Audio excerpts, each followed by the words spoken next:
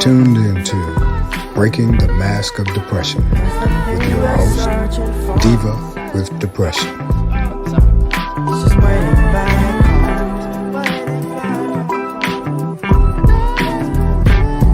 Hey guys, welcome back to Breaking the Mask of Depression with me, your host, Diva with Depression. I'm so happy to be here with you guys again. I had to take a little break. A lot of stuff going on, but mostly my babies are doing big things, so I took a break so I can, bask in the pride. You parents know what I'm talking about. Did you guys miss me? I hope you did. I would feel really bad if you didn't. I miss you guys, but I still got to speak to a lot of you via social media and email. So I'm so grateful for all of the support that I receive and for you guys staying in touch. So let's just get into it because I have a lot of information for you today. And I have to start off by saying, y'all know that I'm not a doctor. Ain't no ABCs in my name, nothing. I'm just sharing information that I've acquired over the years and recently, meeting people that in the mental health field and, getting more information about their organization. So I ain't a doctor, y'all. I ain't a doctor. But I want to say that because, I don't want anybody to feel like I'm giving them medical advice when I don't know shit about medicine. Well, I know shit about the medicine that I take, but I'm not a professional. So anyway, let's get into it. One of the most frequent questions I get here on the helpline, in the street, at the grocery store is, how do I find a psychological care team? And it's work, y'all. I don't want to discourage anyone. I don't want to scare anyone, but if you're going to, if you realize that you need help and you need a psychiatrist and you need a psychologist, you have to be thorough. It's like doing an FBI check on your future mate, your soulmate, anybody dating your children, you really, really have to do the work. And I'm going to say this, if you are not able to do the work, then find somebody to help you do the work because it is a lot, but it's key to your healing. And you're going to be sharing your soul, your ass, your guts, and everything with these people. So you want to be comfortable doing it. Giving in to going to therapy and talking, that's already uncomfortable for many of us. And it's difficult, to share anyway, but to share with people that you don't know, that is rough.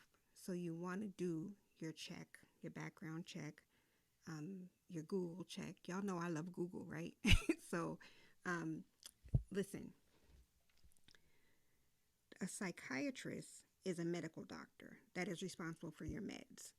So that means that you would go to a psychiatrist first. Psychiatrists will diagnose you. A psychiatrist will choose your medications and choose your dosage and help you sort of get on an even keel. They're not very chatty, Sessions go from 15 minutes to 30 minutes. It may be longer. I've never experienced a psychiatrist appointment longer than 30 minutes. And every psychiatrist is different because I had a psychiatrist that had his back to me and just said, did it work? Should you change it? What's the side effect? He never even fucking looked me in the eye. He was just horrible. And then I had another psychiatrist that he was so chatty that I think I felt like his therapist. We would just be talking and talking. So, it depends on, there are some great doctors out there. And so you really, really want to make sure that you get a cool psychiatrist because they are going to be in charge of your medication. And one thing that I want to share with you is, and I tell you guys this all the time across the board, be as honest as possible because, listen, y'all know I'm going to keep it real. these medications can fuck you up. I mean, it's shitty taking these medications.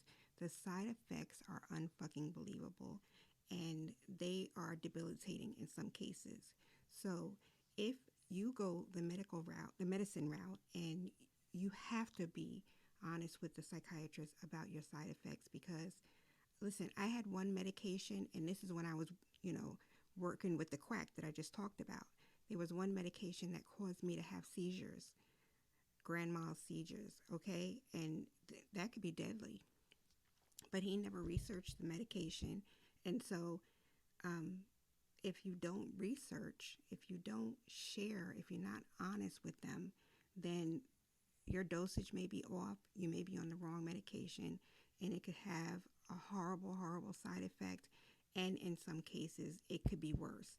So make sure that you are honest, because you want to get the right dosage, you want to get the right medication, and there are hundreds and hundreds of medications, and I've probably been on all of them. But you want to make sure that you get the right one so that you can get on the road to feeling better. But be honest. I have to keep saying that. Be honest. And also keep track. Like I take pictures of my medication. When I have my visits with the psychiatrist, I write down what she says. I try to write down what she says. But, nowadays after your visit, you get a summary, with the listing. So keep track of that, because it's across the board. So if you go to a psychiatrist on Monday and they prescribe a medication, and then you go to your primary care physician on Friday, the primary care physician wants to know everything that you're on, so keeping track. And listen, y'all, I can't remember shit, so I have to keep everything written down. But keep track of it so you will be able to communicate that to every doctor that you're going to, because the medication that you are prescribed by a psychiatrist will affect everything across the board.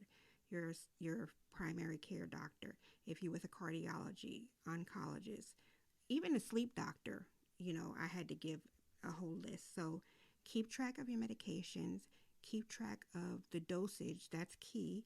And when you change medications, make sure that you tell all of the doctors across the board that you're changing them, because you want to make sure that everything is up to date so everybody can treat you successfully. A psychologist is usually not a medical doctor. They are responsible for the psychotherapy part of your treatment. And listen, you heard me stutter saying psychotherapy. I just say therapist, y'all. And most therapists are talk therapists. And so that means that, the visits are usually 45 minutes to an hour. And this is the person that you're just going to have your ass out and share everything. I have had some wonderful therapists, and I actually have an amazing therapist right now. But I also had some I can't even get the word out. I've had some shit shows that I attended, and whew, it doesn't help.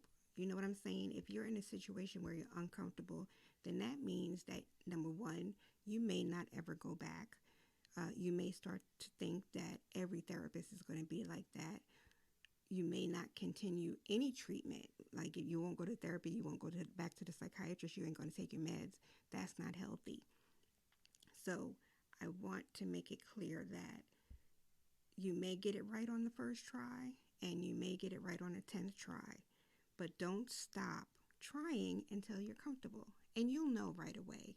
I know that when you go to the first, appointment with a therapist, then it's usually just doing intake stuff and talking about your background and medication and family and different things. The therapist is trying to get to know you. But by the third time and you start vibing, you usually know whether they are a good fit for you. And if they're not a good fit, change right away. The longer you sit there and have sessions, the harder it is for you to change. And I understand being afraid of change. I understand being scared to do it. You don't want to offend the therapist. And so some of us stick around, and I've done it. I've done it. Usually, like, I know one time I stayed for like 4 sessions when I knew from day one that this woman didn't like me, and her cultural background didn't mesh with mine, and she was horrible. And I still went to her every single time for like 4 sessions, and I shouldn't have. I should have left right away and went to a different, started searching for a different therapist. So don't stick around, because when you are living with a mental illness, talk therapy is major. Like, you really have to, everything that's in your brain, think about it, is like I always say, a hamster on a wheel. It's just going, and there's no way. I don't give a fuck how many journals you write in. I don't give a fuck how many diaries you have. When you're stuck in that, on that hamster wheel, you cannot make sense of your thoughts.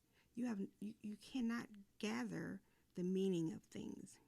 So when you go to a therapist, they help you sort out your thoughts. They help you figure out what incidents contributed to where you are now. They help you deal with trauma. They help you deal with family issues. And, when you're by yourself and when you're just sitting there and you're thinking of all these things, you don't know how to solve things. But a therapist and talking to someone, guys, I can't tell you how much it helps. And I have severe depression. I mean, like, it's horrible. But I get off my ass and I go to therapy every week or every 2 weeks. Even if I don't leave the house for the other 6 days, I still go to therapy, because I know that, number one, it makes me leave the house. But number two, somebody is going to be able to make sense of my dribble that's in my head. Even if it's for 45 minutes, she may be able to solve one thing. If I'm ruminating about something that I said to my kids, I talk to her about it, and she can, sort it out and make it plain and make it easier for me to digest. So don't stick around. If you have to leave, you don't have to make an announcement if you don't want to. If you do want to let them know that they're not the right fit, then just do that too. Therapists, they understand. They really do understand, because they know if they're not a perfect fit.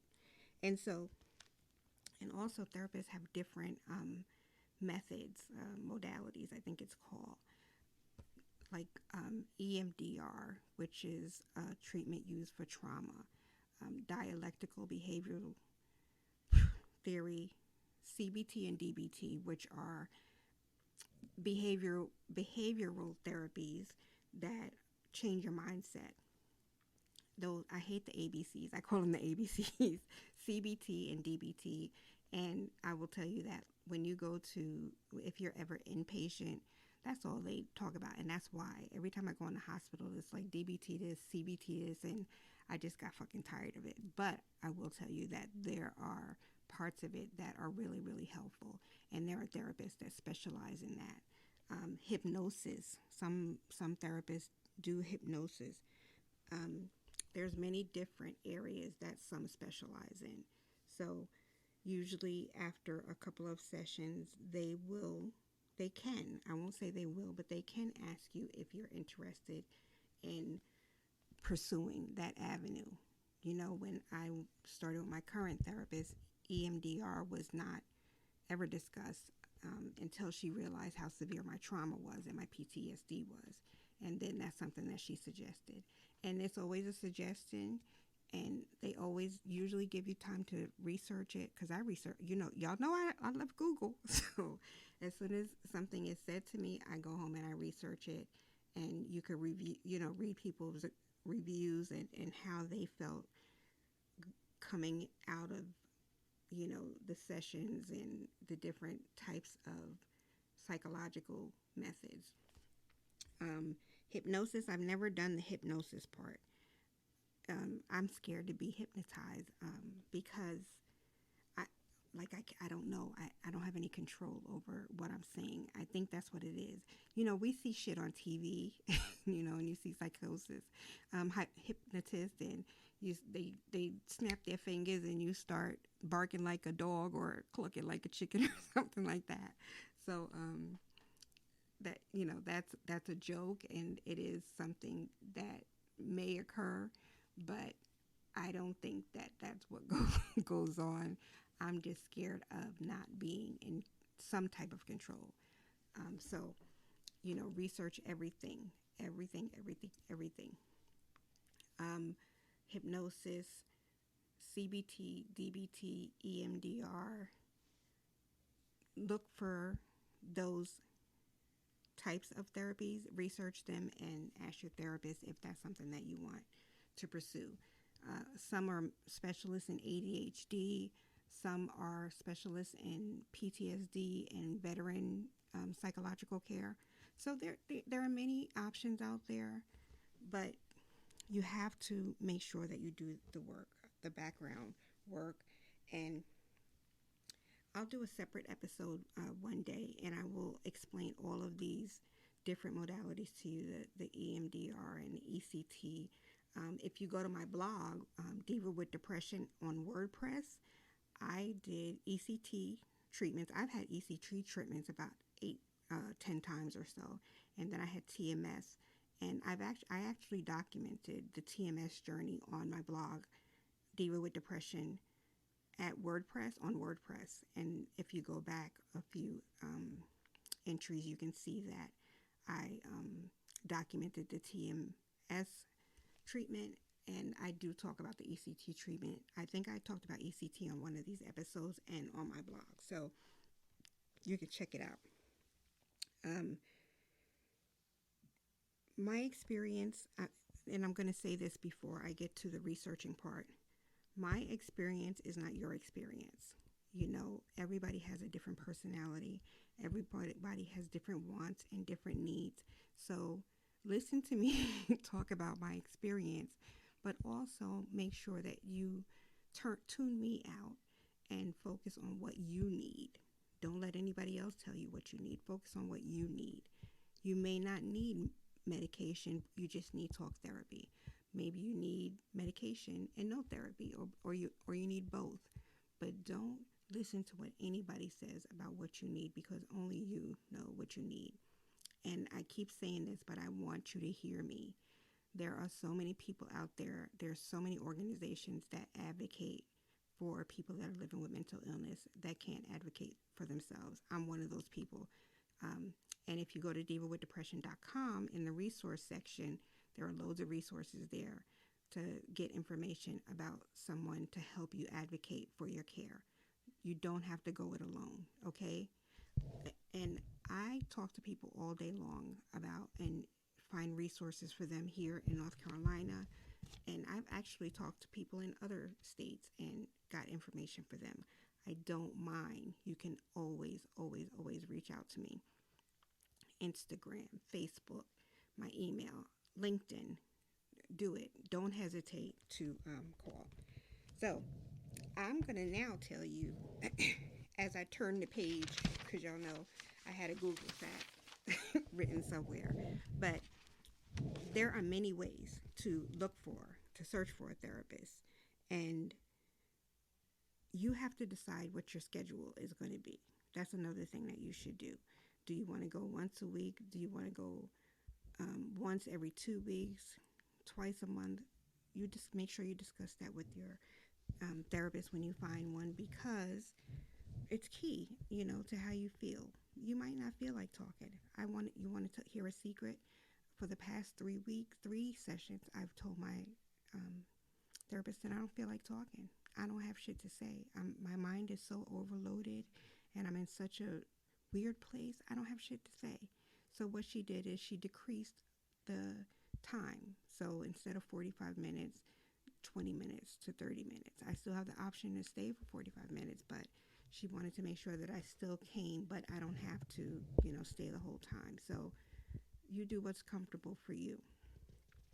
So the first thing that I'm going to tell you about searching is your insurance. If if you have insurance. Your insurance company is the first stop because let me tell you why. Number one, if you go to your insurance company website, they will tell you what they pay for, what they cover. They will tell you what your co-payment will be, and they will also have a listing of doctors that are available in your insurance network, and that's important because if you go straight to a therapist, it may not be covered. There's a lot of psychiatrists and psychologists out there that don't take insurance. They have sliding scales. Some are, low cost, but there's many of them. So make sure you go to your insurance website. Number one, look at your plan and see what's covered and what's not covered and see what your copay is. And then that can also direct you to your next step. The next the next item that I'm going to share, Psychology Today. Psychology Today is one of my favorite methods to search for a therapist or a psychiatrist. And it's so thorough. You go to Psychology Today, you put in your zip code, then they will populate the doctors in your area. But when you do filters, you can filter the gender of the doctor you're looking for. You can filter the modality, like if you want a therapist or a doctor to do hypnosis, you can filter out LGBTQIA. I mean, it's so many ways to filter so you get down to exactly what you want. Did I say by race? You can do if you want an African American doctor, you can also, filter that out. And it's very, very thorough, and it gives you a blurb about the doctor. And then it also gives you reviews. Sometimes they have reviews about, the care in past patients or, current patients. Key. I love Psychology Today. So that's another method. The American Psychological Association, another great resource, because not only can you go on there to search for a therapist, you can also find amazing resources on there about psychological care. And so keep that in your bag of tricks. The next method is ZocDoc. And I know that you guys see, ZocDoc everywhere. And I've actually used ZocDoc a couple of times, to find a specialist when my kids were younger, to find their doctors. But ZocDoc, you put in your zip code, and then you put in the type of doctor that you're looking for, and it will populate the doctors in your area. And they also have reviews. I think they have reviews, and they have stars, so you can filter out the amount of stars, the best doctors there. Next is findmeatherapist.org. How much more plain do you need to get? Just go in there and find a therapist. And that's another resource where you have different ways of searching. You have different options. The next one, mental health organizations in your area. Like here in North Carolina, there's Mental Health America of Central Carolinas, and they have a therapist directory. NAMI, that's, one of the organizations that I volunteer for. You call the helpline, and they will point you in the right direction to get resources. I know, on the helpline that I answer, that's one of the main things. People do call in and they're looking for help, and I'm able to point them in a direction.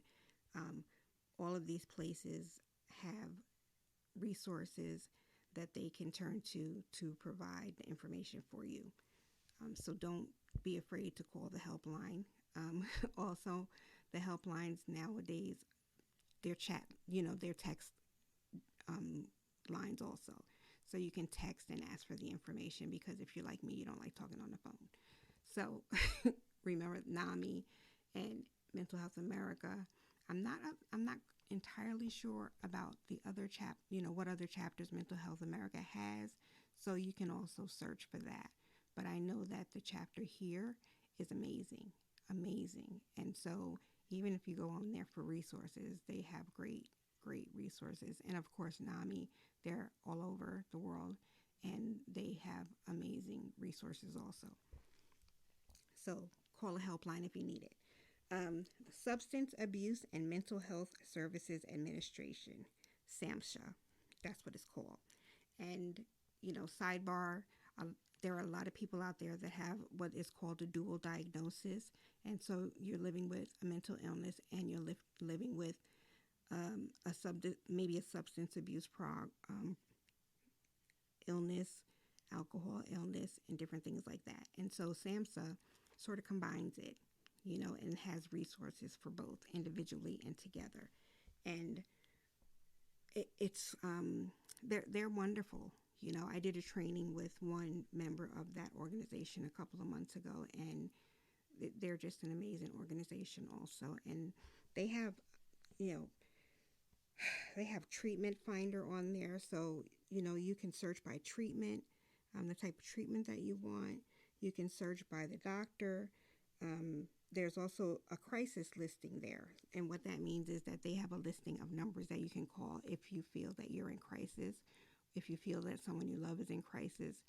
They have sort of a directory of the crisis hotlines, crisis numbers, 988, crisis text line, different helplines. So they are major. They are major help for everybody across the board. Therapy for Black girls. And I know a lot of people have heard that she is a doctor, a therapist, and she has a wonderful organization. She also has a podcast, and her Facebook, even just on Facebook, she's always open to helping people. And she has a wonderful organization. So if you are interested in that, go to Therapy for Black Girls, the site, and then the podcast.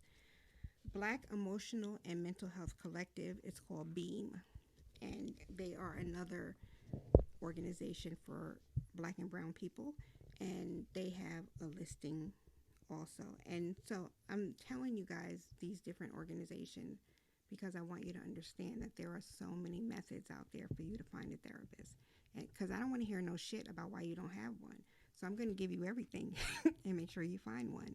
And I do have most of these on my website. Black Men Heal. I am the biggest cheerleader for Black men, Black and brown men going to therapy and getting help. I think that I want to clap for any of them that go. I think it's amazing. I know that it takes a lot for Black men to go to the therapist or the psychiatrist or any doctor for that matter. So, I love to clap when I hear about a brother going and getting some therapy. But I also understand why Black men don't want to go to organizations that are for women or just for everybody. So Black Men Heal has a therapist directory. They have an amazing Instagram page where they share a lot of information. Such a loving group of people that run that organization. So brothers, go get them. Go get your therapy. Depressed While Black. This beautiful sister, I have had the pleasure of being on different panels with her, and she is like a warrior. And Depressed While Black is her nonprofit organization. And she's another one that's a wealth of information. What she does when you go inpatient, I got stories for days, but when you go inpatient, you can't take certain things. It's a danger. So like hairspray and deodorant and different things like that. But when you go to get these supplies from them, they're not for us, meaning there's no Black hair care products. There's no bonnets. One of the last times that I was in a hospital, my hair just stood up like I had to put it in a messy ponytail every single day because I couldn't use the products. And so what Depressed While Black, Miss Amadi does is she has care bags and care packages that she takes for African American women that are inpatient. So they have the products that they need for their personal care. Um, Go to her website, great website, and she's also very active on Twitter if you want to talk to her or read what she's got going on. And the last one is Darkness Rising. Number one, Darkness Rising has a therapy directory, but a therapist directory. Number two, I believe that they're in New York and they have so many amazing events throughout the year. They have a big block party once a year, and vendors and people speaking. And those are the times when I wish that I was still living in New York so I can take part in these. But I get the emails and I follow them on social media, and so I see the amazing work that they do. So that's Darkness Rising. Guys, there's so many ways. When I started out on this journey, many years ago, I remember the first sign of major depression in my adult life. I didn't know where to turn. The only option that I thought I had was calling my insurance company and seeing again what the copay was and who's open to treating me. And that's when I got one of the shitty therapists. So nowadays there are so many ways to get help, and you're worth it. You are absolutely worth it. Even if you go to therapy and you talk about your dog, it's a way to talk to someone in a judgment-free zone. You know that how you always read that your friends and family are not therapists. Sometimes you don't want to share your innermost secrets with your friends or your family.